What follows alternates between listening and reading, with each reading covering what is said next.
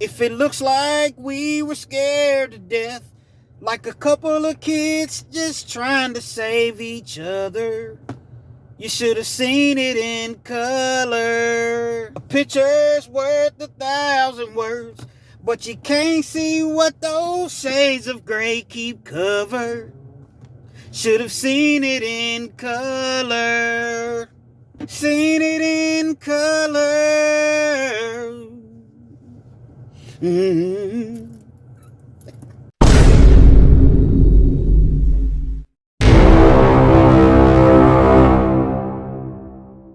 Yo, once again, it's on.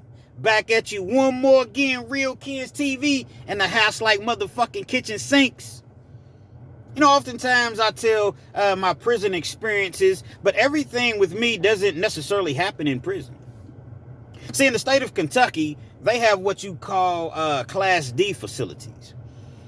And basically what a Class D facility is, for you all that don't, reside in Kentucky, or you're not familiar with what a Class D or a regional jail specifically is. But before I break all of this down to you, just understand that I am the self-proclaimed Mr. 30 Minutes or Better. Meaning that every video that I drop is guaranteed to be 30 minutes or longer. So if you're on your way to work, you're at work, you just don't feel like being there, you're dragging, it's just, the time is going super, super slow. Your boss is getting on your nerves, your co-workers are talking too much. You're on your way home from work, you need to cry, you need to laugh. Perhaps you're trying to take a nap, trying to go to sleep at night, depending on what time you see this video, or you're just in the mood for a good old-fashioned true penitentiary story, and this is the channel for you. So with all that being said, there is a message. So as I was mentioning, a Class D facility is essentially a jail in which they can house you in for up to, I don't know what it is now. It used to be 5 years, then it went up to 10 years. It's just a way, basically, of having the bed space to continually and continuously, if you will, lock people up. So I've had some people jump in the comments and say, "Oh, Real Kings, you ain't never really been in no real prison. You've been in Class D facilities." Listen, I've been to 4 or 5 real prisons. And there's nothing to brag about. There's nothing to, it's not like I get any stripes for that. But I've also been to multiple Class D facilities. And I'll tell you this. Most people that are stuck at those Class D facilities would rather be in prison. Now, you got the guys that are a little nervous and, they've heard the stories and they've never been to prison. So, no, they're cool at the Class D facilities. But myself, as I mentioned, I've been to several Class D facilities. This particular Class D facility, and I've mentioned this in prior videos. It's in Beattyville, Kentucky. Three Forks Regional Jail. That is the jail, one of the jails that they would send you to for punishment. So, for instance, if you was at another facility and you were giving them trouble, or you just kept getting into fights and things of that nature, and they couldn't send you to prison because all the beds in prison are full, they'll send you to a Class D facility that's worse than the facility that you're already at. So the two main facilities that they would threaten you with is Three Forks Regional Jail and Fulton County Jail in Fulton, Kentucky. Never made my way to Fulton. Got close a couple times, but I never made my way there. So a lot of these youngsters, they think that, okay, well, if I get locked up, man, I'm going to go to the pen and I'm going to be around my homies and I'm going to be around my clique and my crew, but it doesn't always work out that way. Yeah, if you make it to the penitentiary, I'm quite sure you will. But as I just mentioned, they don't always send you to the pen. They'll keep you and house you in a county jail. And you'll just be locked down all day long in a cell. That's meant for, 10, 12 people. It's 20, 25 people in the cell. One television. You're lucky if you have one microwave, maybe 2 or 3 phones. One toilet, maybe 2 toilets. One shower. And it's loud, it's dirty, it's visits of 15 minutes through the glass. Meaning that your family, if they drive if your family drives an hour or 2, you got to talk to them for 15 minutes through a glass. Sometimes 30, depending on how far that they're driving. Phones cut off at like 10 o'clock, 11 o'clock. It's just a very, very terrible place to do time. So again, this is called a Class D facility or a regional jail.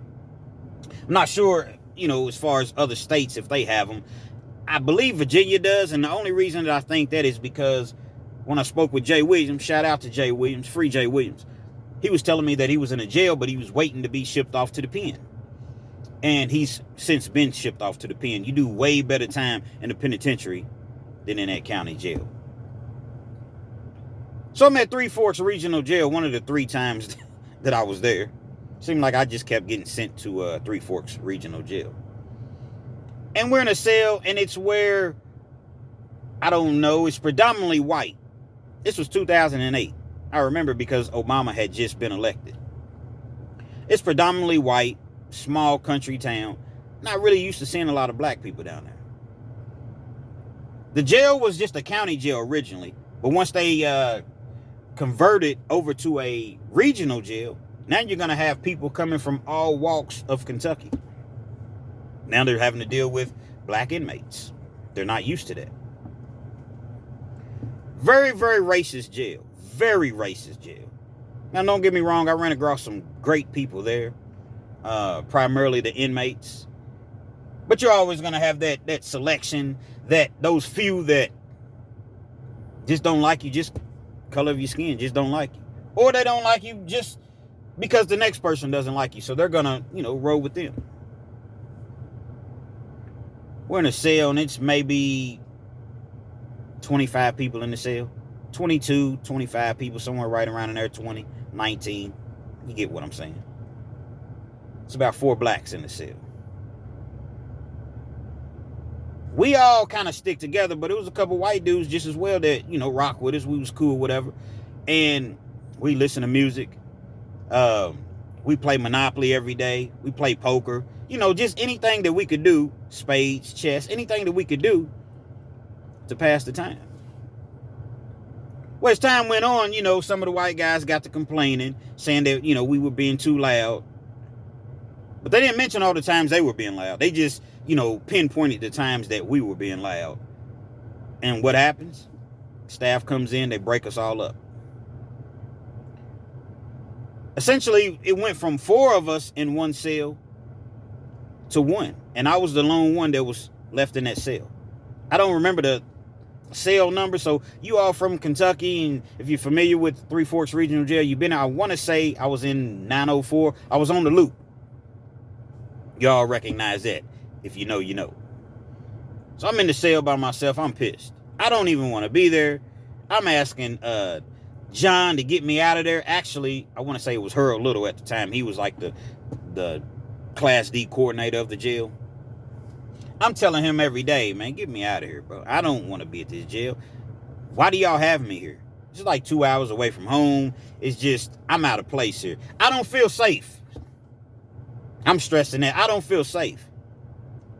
But the only offer that he can, solution, if you will, is to throw me in the hole. Now, who wants to be in the hole 24 hours a day? Because you're not going to get out an hour a day for wreck. And even if you did, who wants to be in solitary confinement for 23 hours a day? So I just dealt with it. White boys really took advantage then. Not all of them. Not all of them. But there was a couple of them that really, really just took advantage. Such as trying to control the TV. Watch whatever they wanted to watch. Country music channel all day long. They had 2 country music channels. And they watched country music all day long. That was the reason for the intro. Because I heard that song so much, by God, I recognized the song.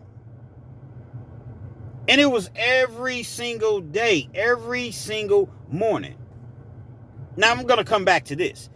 Now, in the meanwhile, while all of this is going on, there was an older black gentleman that was in the cell with us originally. They moved him to another cell. I want to say he moved to cell number 73. There was 2 blacks in that cell, but the other one ended up getting out or getting transferred to prison or somewhere. So, like myself, he was in the cell by himself. There wasn't as many people in 73, maybe, I don't know, 15, 16 people. So, like I said, he was a older black gentleman. And when I say older, at the time in 2008, he was probably 50, 51. That's not really that old. But nevertheless, that's what it was. He's on the work crew, which means he's going out to work every day. He's going out in the community. He's picking up trash. He's picking up dead roadside, picking up cans, just whatever they basically need you to do. It's wintertime. Harold kept trying to ask me, did I want to go to the work cell? No, Harold, I don't want to be here. I'm not trying to go out here and work in this community, man. And no, I don't. Get me out of here. Get me to I don't care if you ship me to prison. I don't care. I'm not one of the ones that's afraid to go to prison. I ain't already been to prison. Just get me out of here. I do not want to be here. So you got this individual, and we just going to call him Clinton. We're going to call him Clinton because I don't remember his name. So today he's going to be Clinton. Every time he would go out into the community, when he comes back into the cell after he gets off work, he would have things missing out of his commissary. Or he'll open his peanut butter and there's 2 or 3 spoons, spoonfuls, if you will, that's missing out of his peanut butter. And he's like, man, who was doing this? Obviously, it's somebody in the cell. Every day he came back, something was missing out of the cell. I believe he even told the staff. Staff didn't do anything about it. As I mentioned, man, we're in a very, very racist jail.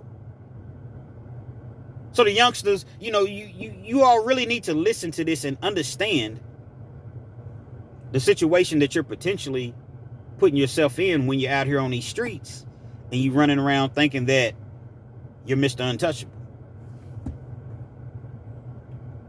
He's telling the people, listen, guys, he had plenty, his money, his people send him money. So, he had plenty. If you need something, man, just ask me. Just don't go on my stuff when I'm gone. That's stealing.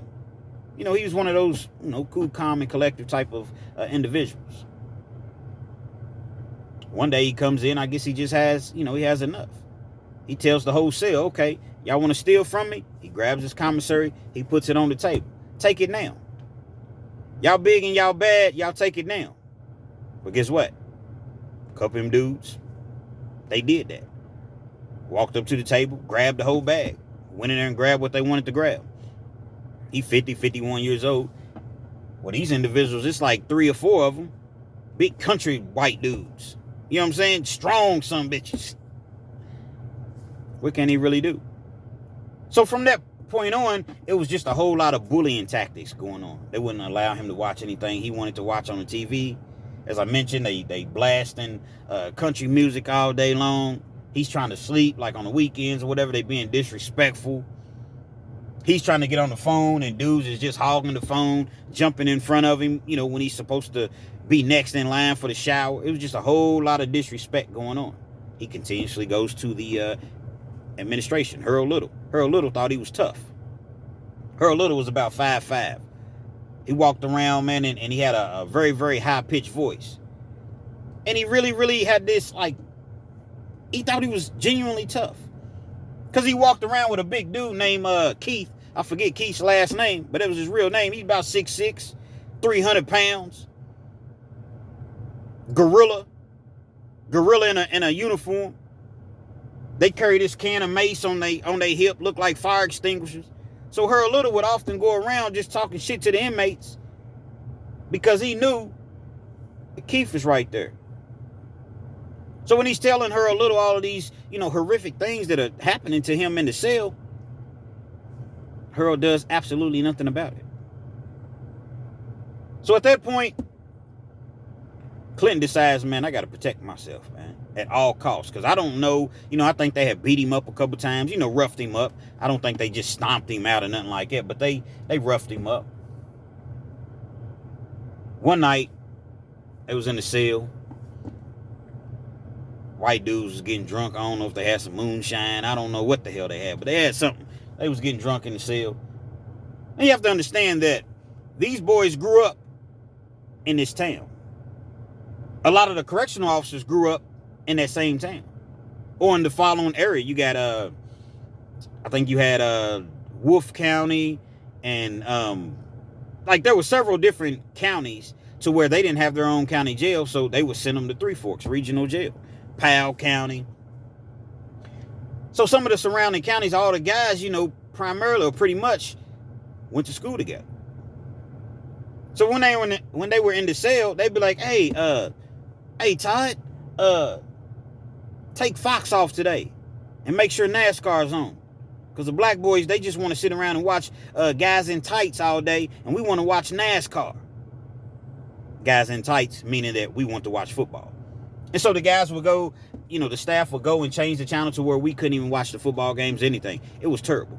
The night Obama got elected, oh my God. It was so much screaming and yelling in the hallway, nigger! You heard all of that, just racist, and COs, they laughing.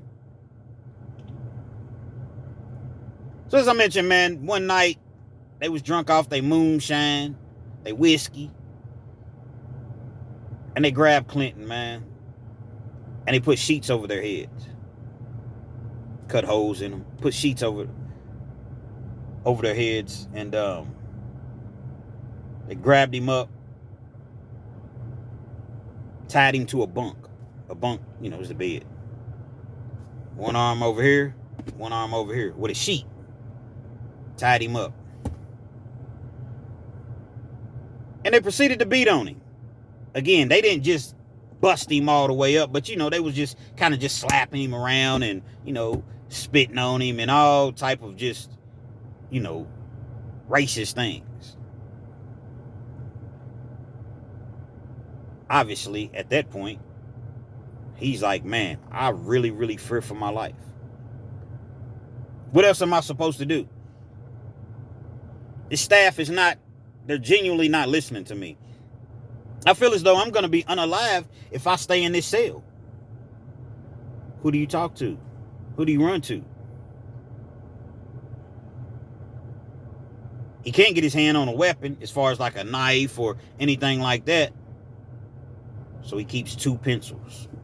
2 number 2 pencils. And they're sharp. I'm talking about he keeps them sharp. Because you could go to the library, or when they had church or something like that, the few times that you did get out for rec, you go to the pencil sharpener, sharpen that pencil up. He kept that pencil. He wrapped something around it, like some tape or something like that, to where he made like a handle, and he kept that. They didn't really do a whole lot of shakedowns at Three Forks Regional Jail, not when I was there. And if they did, they just kind of came through and it wasn't anything significant. Next time they tried him, I guess they tried to do the same thing to him. 2 of the guys was walking over to him. Come on, guys, I don't have no problems. Come on, guys, stop, please. They kept coming over towards him. He grabs one of those pencils. Remember I said he got a handle. He done made himself a handle. Ha! Catches one of them right in the neck. Catches him right in the neck. Obviously, blood flies out everywhere. Oh, my God. They're panicking. They're banging on the glass because we was in a glass, kind of like a fishbowl. The officers could see every cell that was on the loop. In 73, it was a door. But on the loop, I believe it was 2 or 3 other cells. Everything was glass. So you could see right inside of the cell. Stabs the dude right there in the neck. Meanwhile, while all this is going on, actually, let's rewind that. Let's rewind that. And the reason I say let's rewind that, because at this point, I got ahead of myself. Clinton was no longer in the loop. He was in cell 73, as I mentioned earlier. So the officers couldn't see what was going on because there was no glass. Cell number 73 is just a door. I wanted to correct myself. At any rate, while all this is going on, I'm still dealing with what I'm dealing with over in the loop. Dudes try to play me. Y'all want to watch wrestling all the time. Y'all want to try to hog the TV or whatever. Every single morning, I'm waking up to country music while they drink, fix their coffee in the microwave. And it got to the point to where I just learned the country songs because they played it so much. Why don't you stay? I'm down on my knees. I'm so tired of being lonely. Don't I give you what you need? When she calls you to go, there's one thing you should know. We don't have to live this way. Why don't you stay? Every single, I actually kind of like that song, man, Sugarland. But every morning it was just something different. Sad, we already in jail. It's just something. Is it raining at your house like it is over here? If it is, then sweetheart, I know you're scared. I just called you to console you like any friend would do. Is it raining at your house like it's raining in mine? You know, just the silliest. Actually, you know, I'm not going to call any type of music silly. But I'm just saying it just got very, very old. And then the songs just started playing out in my head. One morning, I had enough. The same as Clinton had enough in his cell, simultaneously, I had enough. I got up, turned the TV down, because the TV was like, it was on a shelf. So it was kind of high up. Turned the TV down. Now the hero, the cell hero, he was in the shower. He was one of them dudes, man. He was kind of, you know, well-built, pause. And you could tell that everybody kind of looked to him and took to him. He had to be, he's a white dude, had to been weighing in at a good 225. As I mentioned, nice. I had big old calves. I never will forget. Had big old calves. Wasn't really that tall. He was probably 5'11". Seriously, he was probably 5'11". And he was kind of like a calm dude, but he just, his demeanor let you know that, okay, this guy, you know, either he's tough or he's portraying an image to where one would think that he's tough. But he didn't really say much. He's in the shower, so when I turned the music down, nobody really did nothing. Oh, come on, man. What you doing? What you doing, brother? Man, cut this shit down, man. Y'all do this shit every morning, man, like ain't nobody sleep. I'm ready. I'm on one this morning. Dude gets out of the shower, man, who turned the music down? So they get to whispering or whatever. They let him know that I turned the music down. He goes back up to the TV, turns the music back up. They jumping, they blasting again. I'm laying there, now I'm contemplating. Because I know I'm about to go all the way, I'm getting ready to go all the way in now. I get out of my rack. I slept in the top bunk. I already had my shoes on because you're allowed to keep your shoes at this particular time. I go grab the whole TV. The whole TV now ain't nothing but a 13-inch TV. It's not locked in or anything. It's just sitting on the shelf. Yank it out of the wall. Boom. Boom. Smash the TV. When I smash it, I smash it up against the door. Up against the door that leads you out of the cell. Now, take that with you, big boy. You getting red at me, son? Yeah, I'm getting red at you. Let's get it. I'm getting red. Let's get it. Dude wasn't no punk. We fought. We fighting hard right there in the middle of the cell. I'm talking about we fighting hard. I couldn't really get him because all he want to do is wrestle. I'm trying to throw hands. I'm trying to, you know, I'm trying to unleash on him, and I'm getting a couple off. But I can't really get him the way that I want to get him, pause, because all he want to do is wrestle. Dude, strong, man. Like I said, he 225, 230. At the time, I was pretty strong. I was pretty strong myself, but I wasn't really weighing in like that. I was maybe about 210. I say about 210. And he's kind of getting the best of me when he grabs me, but he can't really just, you know, he can't manhandle me.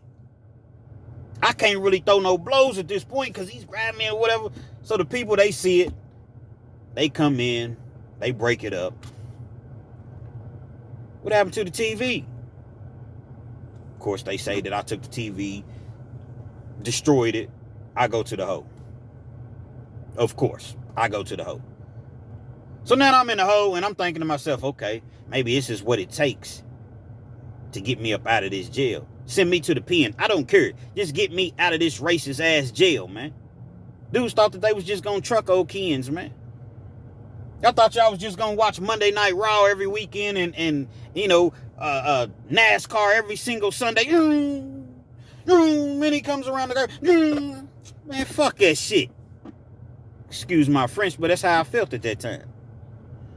So now I'm in the hole. Go back to cell 73. Come on, guys. Y'all done already done enough, man. It wasn't enough you tied me to the bed and beat me and kept coming towards him. Stabbed in the neck, as I've previously mentioned, with a pencil. They're banging on the door. Banging on the door. Banging on the door. Wasn't any cameras in the cell. Finally, the officers come. Dude's bleeding bad. They come in, figure out what happened, snatch Clinton up, beat the hell out of him, take him to the hole. Mind you, Clinton's the victim. All this time, Clinton has been the victim. Nobody knows if this individual's going to make it. He's lost a lot of blood. Horrific injury. Black dude stabs white inmate. Three Forks Regional Jail. Oh, it's on the news and everything. It makes the news. Clinton's a monster. He's a gorilla. That's what the media makes it seem as though, he's that horrific, violent individual, inmate. They're not pinpointing everything else that had happened prior to that, because everything that he attempted to exploit or let the people know fell on deaf ears. Y'all rock with me.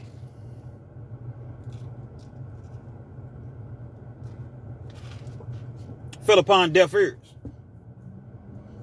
They prosecuted him. Charged him with attempted murder. He's going through the whole process of going back and forth to court. He's telling the people, he's telling his attorney, man, I was scared to death. What else was I supposed to do? There was really no proof of all the things that he was saying happened to him. Just imagine they tied him to a bed, put sheets over their head. You know what I'm saying? Made the sheets like masks, like Ku Klux Klan masks. A real live mask. And they beat, just imagine how afraid that he was. Tied to a bed. They slapping him around, spitting on him, but nothing, they wasn't really hitting him with the fist or anything like that. So that's why he wasn't just totally, I guess beat to death, for lack of better terms.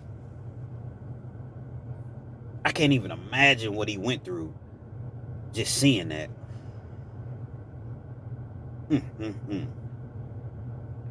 So he's telling his lawyer all of these different things that have happened. Nobody's going to step up on his behalf and testify and say, yeah, they were doing this to him. He's facing a life sentence. Sentence enhancement. First of all, he's facing first-degree assault. Deadly weapon. It's 10 to 20. And the fact that he was already a felon enhances it to 20 to life. So he's facing 20 to life. Black man. Small racist county. I'm not going to say the whole county's racist, but I know that the jail definitely was. What do? All white jury. They probably knew the individual, know his family, know of him. Everybody knows everybody in that county and in that, surrounding counties. He's facing all this time. Now here it is, you all offering this man a 16-year plea deal for defending himself. 16 years? If he gets convicted and he gets the latter in, say he gets 20. Say the jury comes back and say, well, we'll give him 15. Even though he's facing more than that, jury can give him less time. He's going to do 85% of that time. Plus, he still has the time that he was in there. He was only doing maybe 2 years. I believe it was something small, like maybe a year or 2 years. It was something minute. So now you are offering 16 years. Well, we'll take the 85% off the table. 16 years, you do 38 months, then you see the parole board. Yeah, I see the parole board on a violent charge. We'll see how that's going to work out. Ultimately, he ended up doing what probably anybody in their right frame of mind would have done. He took the 16 years. Got sentenced to 16 years. And at that point, got sent off to prison. behind the fence. Wasn't going to no camps or anything like that. You going with the lions, tigers, birds, gorillas, goons, and all of the above.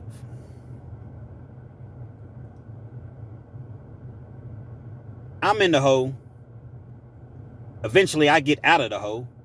They send me back to a different cell. And I end up being there for maybe about another month. Then my name was called over the loudspeaker one day. Pack it up. They transferred me. That's how I got to Powell County Regional Jail. I don't know to this day if Harold Little did that as a favor to me, because Powell County Regional Jail at the time, man, it was the best jail going. Now, really, there's no such thing as the best jail, but figuratively speaking, in comparison to all of the rest of the jails, couldn't beat it. Cell phones, it was cell phone city. It was a new jail, wear your own clothes, cash money as much as you want, contact visits. Staff was laid back, go out and work in the community. You can make money, like if you picked up cans or something like that. Every week or every couple of weeks, they take you in and cash it in. Everybody would make $50, $60 a piece. Just a cool, laid-back jail with good people. Stanton, Kentucky, Powell County Regional Jail. And so, it worked out for me. In Clinton's case, it didn't work out for him. So all of you guys that think that you're so tough and you got your Dracos out here and you got your, your switches and all of that stuff means absolutely nothing in prison. I know. I'll just get me a knife, man. It's not that easy. It's not that easy. You can go into prison and act like you're a tough guy, and somebody's gonna call you out on it. Let's see if he's as tough as he portrays to be. But at the same time, you can go into prison and just be mellow, mind your business, not bother anybody, and somebody's still gonna call you out. They're gonna try you. So the best advice I can give you is do the right thing and don't put yourself in a predicament to where you ultimately will land yourself in prison. However, if you do end up in prison, mind your business. Stay away from a lot of the foolishness. And if somebody tries you, you got to go. You got to go, because if you don't, they're going to try you again. Then the next person's going to try you. Then the next person's going to try you. As I mentioned about Clinton, it started out with, bag of cookies being gone. Then 2 or 3 scoops of his peanut butter's gone. Then it went from, it started out small, but ultimately ended up with him getting 16 years. It's crazy, man. Jail is designed to break up families, and it's a business.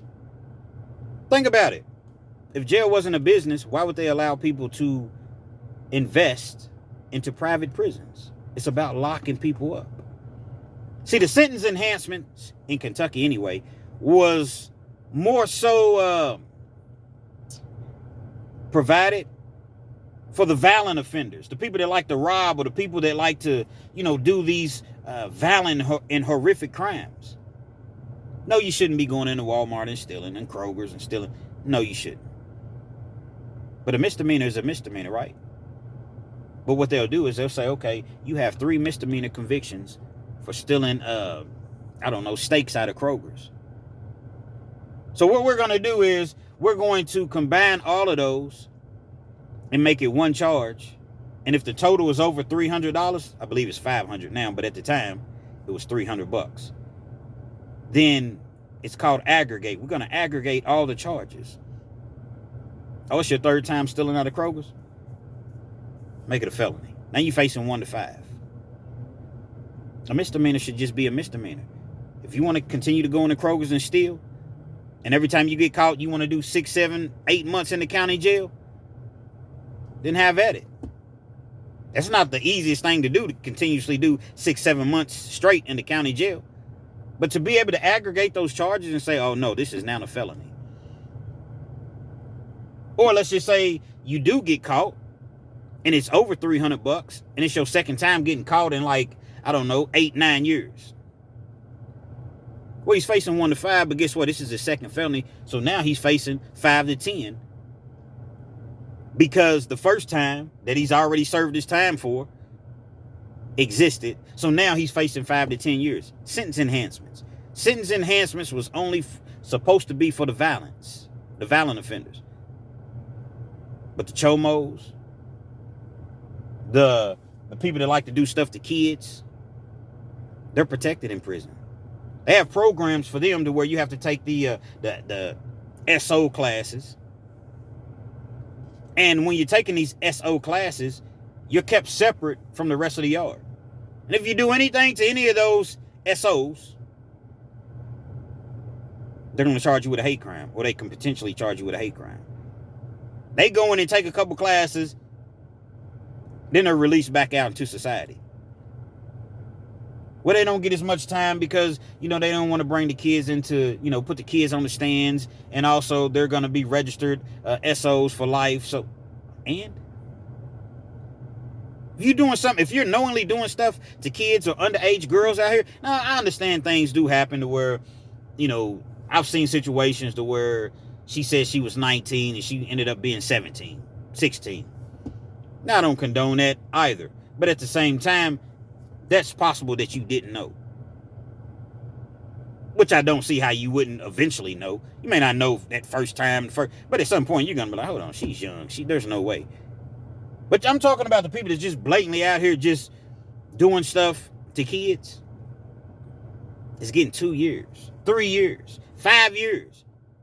In Kentucky, remember, you only do 20% of your time unless it's deemed as violent. Then you do 85% of your time. You 20% of your time, then you have a chance of going up for parole.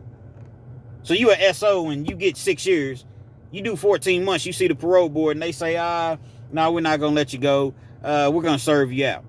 Meaning that get the rest of your time in. You do 2 more years, take some programs, you right back home on the streets. Meanwhile, you get caught with a couple of drugs or a gun. You ain't bothering nobody. You're not you just for your own protection. The feds is subject to pick it up. Now you really, really in hot water. Like I said, best case scenario, just leave it all alone, man. Because then people make up rules as they go. And they do what they want to do. And if your money ain't long, your pockets aren't long, I'm talking about you got to have long money, man. Yeah, you can go get your lawyer for $5,000. That lawyer ain't going to do nothing but try to work you out a deal.